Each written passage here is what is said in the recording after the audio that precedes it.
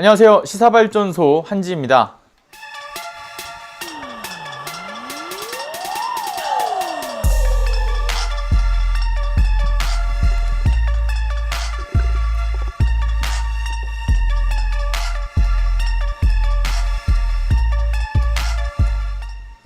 극우 언론과 정치권에서는 11월 16일 법사위에서 있었던 추미애 장관의 불출마 선언에 대해서 이렇게 평가를 합니다. 검찰개혁에 대한 추 장관의 행보에 대해 국민에게 판단을 구하는 것이 정답인데 이건 내년 4월에 서울시장 선거가 바로 그 판단을 받을 수 있는 적절한 기회가 될 거다. 그리고 추 장관이 서울시장 후보로 나서지 않는다라고 한다면 여권이 이 추 장관의 서울시장 선거 패배를 예상을 하는 것이고 이 패배가 정권에 대한 타격이 될 거라는 우려가 있을 것이기 때문이다. 이들은 이렇게 또 상상의 나래를 마음껏 펼치면서 검찰개혁이 정권의 사기극이라는 프레임을 씌우고 있습니다. 아시다시피 검찰개혁에 대한 이 국민적 판단이라고 하는 것은 이미 내려진 지 아주 오래죠. 촛불 탄핵 정국을 통해서 국힘을 비롯한 이 보수 정치권에 대한 이 국민들의 심판이 있었고 이어 그들의 막강한 힘의 뒷배에는 검찰의 무소불위의 권력이 함께 했음을 알고 있으니 이 검찰개혁에 대한 국민의 의지는 지금 가면 갈수록 더욱 강렬해지고 있다는 사실에 대해서는 여러분들도 알고 계실 겁니다. 아마 여기 계시는 모든 분들이 그러한 의지에 동참해주고 계시다 생각을 하고 있고요. 그리고 여권, 그리고 이제 현 정부에 대한 국민의 어떤 심판론이라고 하는 것은 사실상 시대가 많이 지난 구시대 정치의 산물 같은 거죠. 특히 더더욱 그 심판론이라고 하는 것이 국힘을 비롯해서 보수라 자칭하는 극우 정당들을 향한 메시지 같은 것이었고 여전히 그 국민적 시선이라고 하는 것은 보수 야권 정당들에 대해서는 상당히 냉담하기만 합니다. 자신들을 향한 이 국민의 심판론이라고 하는 것을 되도 않게 국민들의 촛불로 일어선 현 국민의 정부를 향해서 억지로 뭔가 뒤집어 씌우는 정말 황당한 행태를 보이고 있는 그러한 상황이죠. 무엇보다 그들이 추미애 장관을 서울시장 후보로 어떻게든 나오게 만들려고 하는 것은 윤석열이 나오면 땡큐라는 의미의 윤나땡 프레임을 역이용한 것으로도 보입니다. 지금 계속해 이 비비 정황들이 드러나고 있다지만 윤석열이 나와 국민의 어떤 심판을 받고 그와 검찰의 어떤 불법적 만행이라고 하는 것이 함께 연이어 줄줄이 만약에 터지게 된다라고 한다면 보수 야권의 몰락의 길은 사실상 확정된 것이나 다름이 없으니 오히려 윤석열이 나와서 국민의 심판을 받으라는 그러한 국민의 목소리들 되려 추미애 장관에게 돌리고 있는 거죠. 말도 안 되게. 이 프레임이 굉장히 좋아 보인다. 사실상 프레임이라고 뭐 얘기하기도 좀 애매합니다. 근데 이러한 메시지가 좋아 보이니까 우리도 가져다 써야겠다라는 어떤 유치한 발상에서 시작이 된 것처럼 보입니다. 그리고 무엇보다 단순히 어떤 프레임만 씌우는 것이 아니고 추 장관의 어떤 검찰개혁 의지를 추 장관이 서울시장 후보로 나오게 함으로써 결국 그간의 개혁을 위한 행보가 역시 모두 정치를 위한 것이었다. 그렇게 몰고 가면 물론이고 진행 중인 검찰개혁 또한 추미애 장관이 중도 하차하게 함으로써 개혁의 속도를 더디게 하거나 또는 그들이 원하는 완전한 이 개혁 무마를 위한 의도로 보이는 뻔한 수작질에 불과합니다. 그러니 국힘에서 되려 추미애 장관이 서울시장에 나오라는 정말 등 떠밀어주는 굉장히 황당한 현상들도 곳곳에서 만들어지고 있는 그런 상황이죠. 국힘뿐만이 아니라 보수 언론지에서도 뭐 사설에 보면 추 장관 나와야 된다, 나와서 뭐 국민의 심판을 받아야 된다 이런 헛소리를 하고 있습니다. 그리고 나오면 득달같이 또 달려들어서 물어뜯을 게 뻔해 보이죠. 그들이 정치적 득과 실을 따져서 반윤석열에서 윤석열 근위대를 자처하고 있는 것처럼 그 수작질이라고 하는 부분들이 너무나 뻔해 보입니다. 11월 16일 오전 법사위 전체 그 회의에서 국힘의 전주혜 의원이 추 장관에게 이런 질문을 합니다. 서울시장이나 대선 출마 의향이 있느냐? 추미애 장관은 이렇게 말씀하셨죠. 법무부 장관으로서 오직 검찰개혁에 대한 이 사명을 가지고서 이 자리에 끝까지 왔기 때문에 이 일이 맞춰지기 전까지는 정치적 입장을 가지고 있지 않다.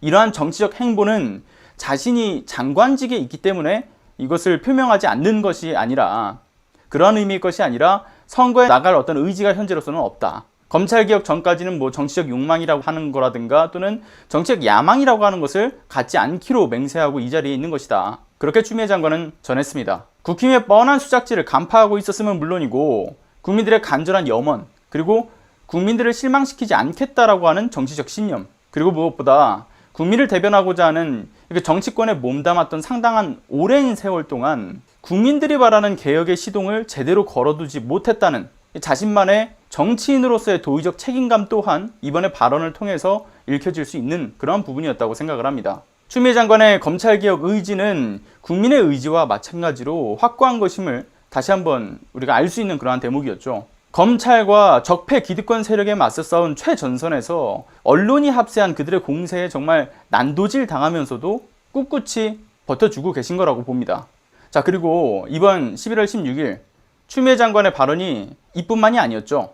추가적으로 좀 말씀을 드리자면 이런 말씀도 전하셨습니다. 정치검찰의 특수활동비 사적 유용, 특히 윤석열 검찰총장의 쌈짓돈이 무려 50억 원에 이르는 것 같다. 다시금 말씀하셨죠. 그리고 이것이 임의적 또는 자의적으로 쓰이면서도 법무부에 단 한 번도 보고가 된 바가 없다라고 이야기를 하시면서 이번에도 강도 높게 검찰의 특활비, 윤석열의 쌈짓돈 특활비에 대해서 지적을 했습니다. 그리고 무엇보다 예산, 인사, 이런 부분은 법무부 장관이 전적으로 책임지는 사안이기 때문에 이것에 대한 검찰의 임의 사용에 대해 점검하고 그리고 점검 이후에 합리적인 방안을 찾아갈 것이다. 그리고 법무부 같은 경우도 지금까지 특활비로 써왔던 것들을 좀 더 투명화하기 위해서 그 특정 업무 경비로 돌렸다. 쌈짓돈처럼 집행되게 할 것이 아니라 인원 그리고 수사 소요 일수 등을 그 기준으로 할 수도 있고 그리고 무엇보다 이 돌발적인 비용은 있을 수는 있는데 이는 좀 점검을 통해서 더 합리적인 집행 방안을 찾아보고자 한다. 이렇게 주장을 하셨습니다. 그리고 법무부에 수사 개입 우려가 있어서 법무부를 경유하지 않고 특수활동비를 지급하는 방안을 찾는다라고 한다면 예산에 대한 책임 권한은 이 법무부에 있기 때문에 이 또한 법 체계상 맞지 않는 부분들이 있다. 위법한 부대 의견이 될 수 있다라고 이야기를 하셨습니다. 국힘에 대한 반발을 이를 통해서 지적을 하신 거죠. 그들의 어떤 절차상 법무부를 통과하지 말라는 그러한 의견에 대해서는 위법적인 요소가 있다라고 말씀을 하신 겁니다. 그리고 참고로 추가적으로 좀 이야기를 전하자면 아시다시피 11월 13일쯤이었죠. 11월 13일엔 이런 일이 있었습니다. 김진애 의원이 법사위에서 검찰의 특활비를 두고서 작년에도 검찰 특활비가 청와대보다 상당히 많았다. 더 법사위 위원으로서 검찰 현장 검증에서 좀 유일하게 하나 밝힌 것이 있다라고 한다면 특활비의 절반 금액인 45억 정도를 검찰총장이 수시라는 이름으로 어느 때 마음대로 결정할 수 있다라고 이야기를 전하면서 나머지는 영수증을 확인할 수 없으니 밝힐 수는 없었지만 문제는 특수활동비를 사용하는 데 있어가지고 특정 개인이 수시로 정할 수 있게 하는 것, 이것은 큰 문제라고 본다. 이를 어떤 의사결정에 의해서 사용이 되고 있는 것인지 특정하게 어떤 분야에 쓰인다 또는 이런 정도의 어떤 가벼운 보고 정도는 받을 수 있게끔 조치를 취하는 게 맞지 않겠느냐, 그런 말씀을 또 11월 13일자에 전하셨습니다. 이번 16일자 국힘에서는 검찰의 특활비를 윤석열의 쌈짓돈이라고 말하는 것 그 자체가 매우 부적절하다는 의견을 내세우고 있는데, 김진애 의원이 말하는 것처럼 윤석열 특정 개인에 의해서 마음대로 쓰일 수 있는 그러한 돈이라고 한다면 윤석열의 쌈짓돈이라고 보는 것이 사실 누가 봐도 정확한 표현이라고 봅니다. 윤석열의 사적 유형이 없었다고 할지언정 그 역대 검찰총장들 그리고 앞으로의 검찰총장에게 그 돈이 사적 유용되지 않을 거라는 그런 보장은 결코 없는 상황인데, 그렇기에 이 유용 가능한 이 비용이라고 하는 것은 쌈짓돈이라고 표현하는 게 당연하다고 보고요. 수사 방식과 또는 수사의 어떤 기밀성이 유지되어야 할 그 과정들이 노출될 것을 좀 우려하고 있는 그런 부분들이 있다. 그렇게 검찰들은 말을 하고 있지만 대다수의 국민들은 그 수사 과정의 노출이 아니라 검찰이 지금껏 정말 마음 놓고 챙겨왔던 자신들만의 유흥비, 소위 그 꽁돈이라고 하는 부분들, 그 꽁돈을 빼앗기는 것에 배 아픈 것뿐이라는 생각이 들고 있습니다. 디테일한 지출 내역까지는 사실 바라진 않죠.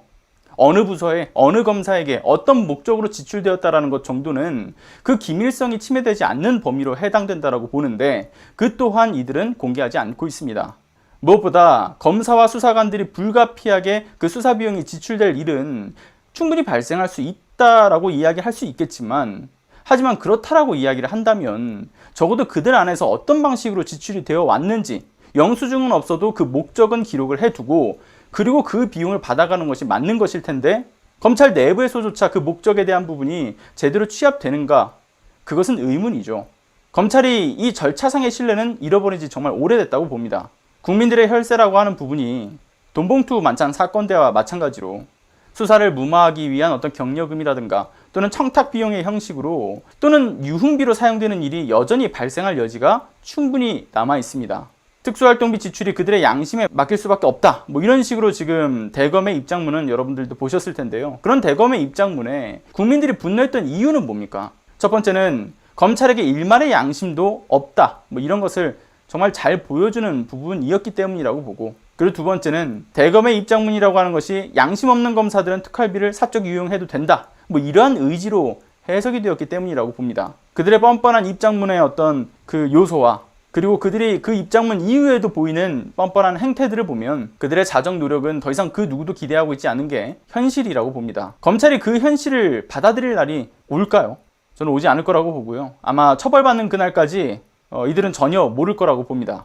오늘 여기까지 하겠습니다. 여러분들의 자발적인 공유는 더 많은 사람들에게 개혁의 필요성을 인지시키고 함께 목소리를 내게 하는데 정말 큰 힘이 됩니다. 구독 안 하셨다면 구독과 알람 설정, 좋아요도 꼭 좀 부탁드리겠습니다. 오늘도 끝까지 함께 해주셔서 감사합니다.